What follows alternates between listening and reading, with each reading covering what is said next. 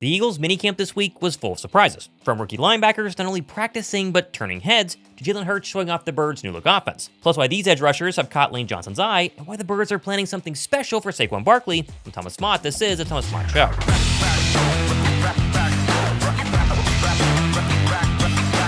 The Eagles' mandatory minicamp this week was not only their first and final time to see the entire 90-man roster on a practice field until training camp, but it also brought a few surprises and key updates on position battles that will help shape the 2025 version of the Birds as they head into training camp next month, which we now officially know when training camp will begin, as Philadelphia announced Tuesday, July 22nd, as report day 1, with the first official practice slated for later that week. Also announced was the Birds' lone open practice being held at Lincoln Financial Field, as they do every single year. That will be Sunday, August 10th at 6:30 p.m. which I've said in the past is really the public's only true time to actually get to see 11-on-11s during training camp, as the Eagles are one of a few NFL teams that do not allow the media to actually film anything other than the opening drills. Safe to say I'll be watching that August 10th open practice with a lot of intrigue. It really is crazy to me that right now we are 5 weeks away from Eagles training camp. You go all off season long dreaming about training camp, thinking it's so far in the future, and yet minicamp is now over, and it's a short 5-week break until they're back at the NovaCare complex for training camp day 1. Now, in terms of what actually happened during the mandatory minicamp, the first big takeaway was the fact that rookie linebacker Jihaad Campbell was actually practicing,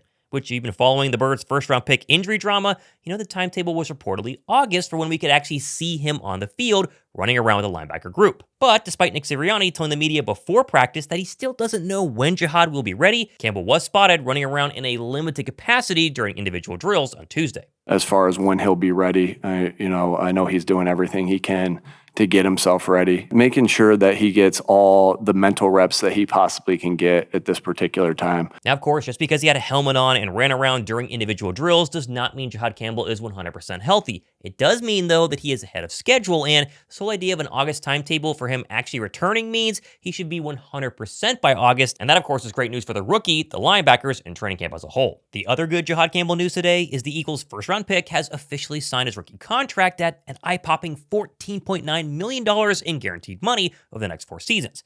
This means that every single Eagles rookie is now inked technically, except for safety Drew Makuba, who I wouldn't worry about. He's been in the building. We met him a couple of weeks ago, and he'll sign pretty soon. And of course, we're still a long way from saying Jihaad Campbell will actually start week 1, again, if he's healthy. He apparently has been impressing the Birds' other starting linebacker, Zack Baun, in a meaningful way.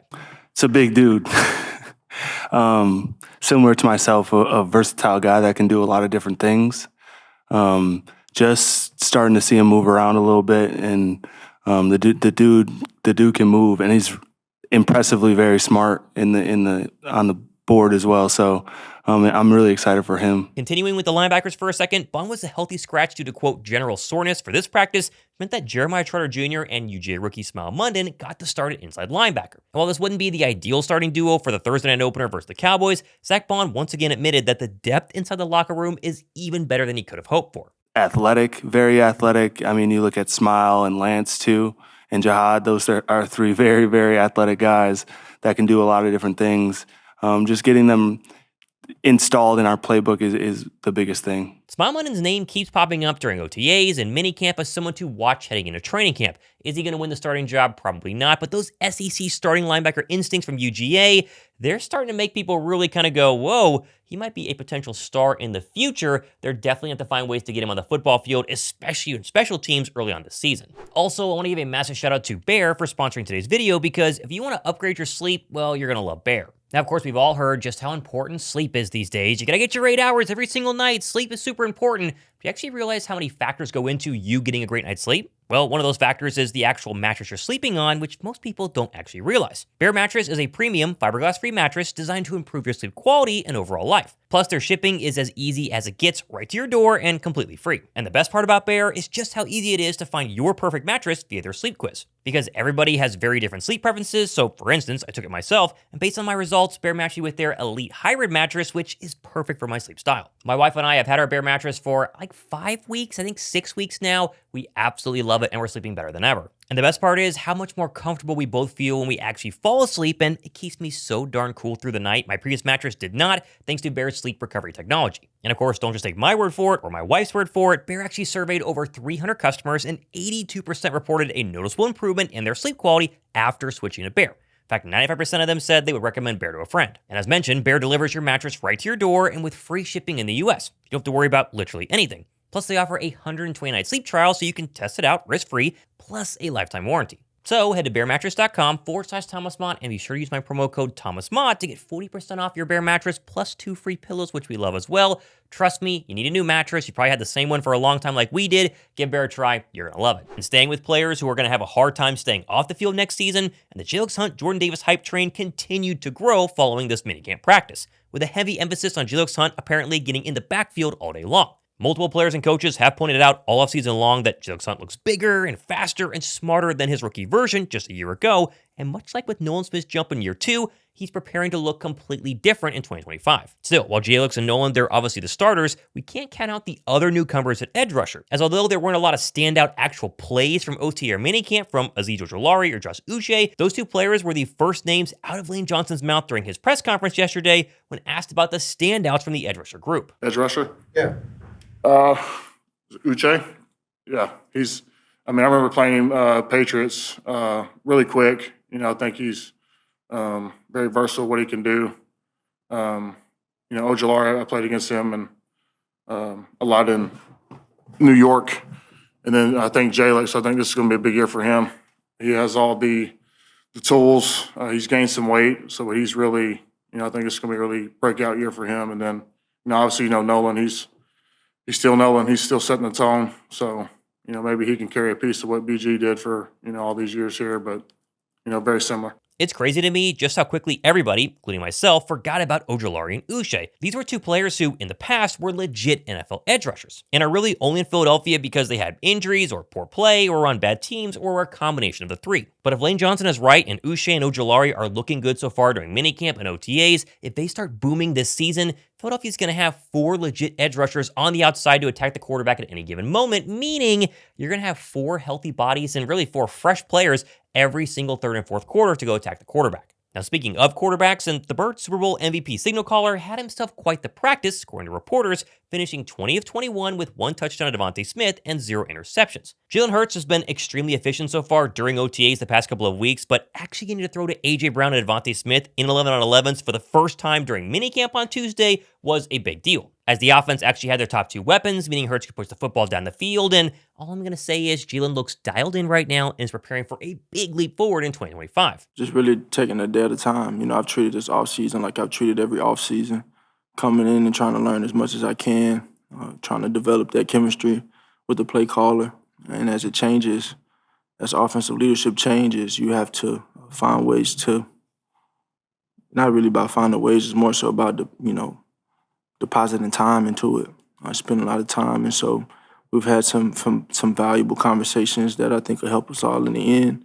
And, of course, he's already had a mark on all of the teams since, Coach Sirianni and himself have been here. So we're just building, far from where we want to be, but trying to build that and trying to, continue to grow. I love that clip for a lot of reasons, but Jalen Hurts is truly being honest about where the offense is during its transition from Kellen Moore's system to Kevin Patullo. And I've said all along, if Patullo can take this passing game from bottom third in the league to, let's say, top 15, I'm not sure any defense in the NFL is going to be able to slow down this offense between Saquon Barkley and these receivers. Now, one other quarterback worth mentioning during minicamp was rookie Kyle McCord, who seemed to really impress reporters as the third stringer on Tuesday. Although it is worth noting, reporters did say that Tanner McKee was the second best quarterback on the field during practice, but it seems like McCord is the early frontrunner for QB3 over Dorian Thompson-Robinson. Now, I, of course, don't see this happening during training camp, but let's just say Kyle McCord continues to progress as the Eagles are saying he's been pretty impressive so far, and a team were to have some sort of quarterback injury, would they call the Eagles for Tanner McKee? Would the Eagles want to trade Tanner McKee? I don't think so, but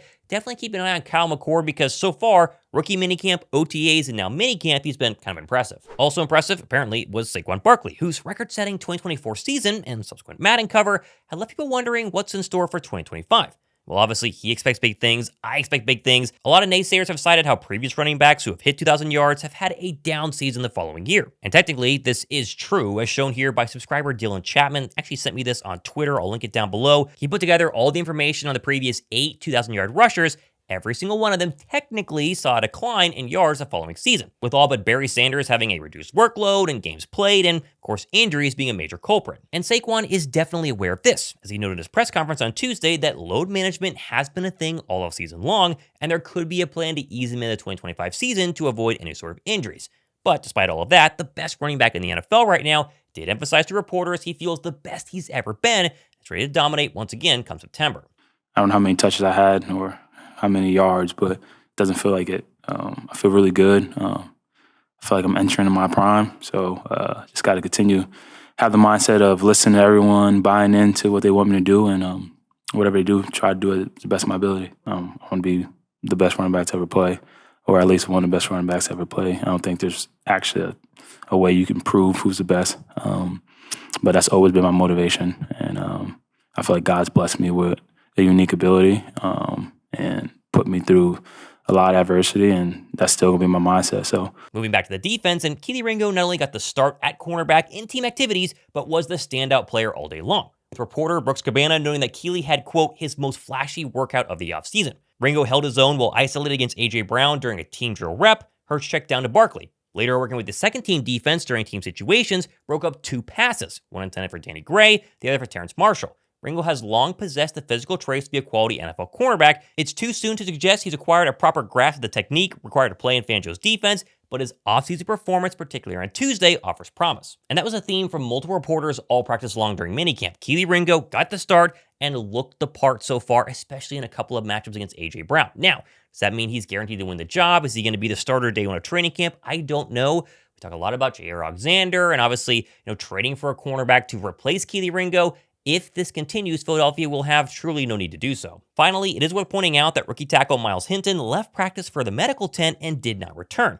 While we have no idea what actually went down, the Birds technically going into this practice had 91 players on the minicamp roster, as the recently cut wide receiver Ife Adeyi was spotted with the receivers despite no official word that he had been re-signed. Perhaps Hinton's injury is kind of this 4D chess move to help keep 91 players on the roster, at least till camp, because they like Adeyi. Not really sure, we'll have to wait and see, but he did technically leave practice with an injury. We all know Howie Roseman has used these phantom injuries to allow more players to be on the roster heading into training camp the way someone else doesn't sign him, and so it's a possibility. We'll have to go ahead and wait and see. But overall, the main theme from Eagles minicamp is that they look sharp, they look hungry, they look ready to go, and a lot of these young players and newcomers are starting to flash in kind of a major way. When the pads come on 5 weeks from now during training camp, I'm very curious to see who truly stands out, who truly wins jobs, and we'll cover it all here on the channel. Oh, and speaking of Howie Roseman scheming behind the scenes, he just signed the, quote, rising star of the college football personnel world yesterday when Philadelphia announced that former LSU Director of Player Personnel, Preston Tiffany, is joining the Birds front office in an unknown capacity. Not much is known about Tiffany other than he's incredibly young, having graduated from South Carolina in 2020, with his bio on the LSU website noting that, quote, Tiffany played a key role in acquiring talent that produced the best season in Ole Miss history in 2023 as the Rebels won a program record 11 games. Philadelphia has long been a haven where young, brilliant front office minds get their first start, including, of course, Howie Roseman himself. The media is not going to make much of the Tiffany hire, nor will we hear his name pretty much at all in the future, but just know that Howie Roseman is always pruning fresh talent both on and off the field. Of course, plenty more stuff happening the next couple of days and weeks, even with the offseason officially here. Will the Eagles make any sort of moves? We'll talk about that in the future. Thomas Mott, this has been the Thomas Mott Show.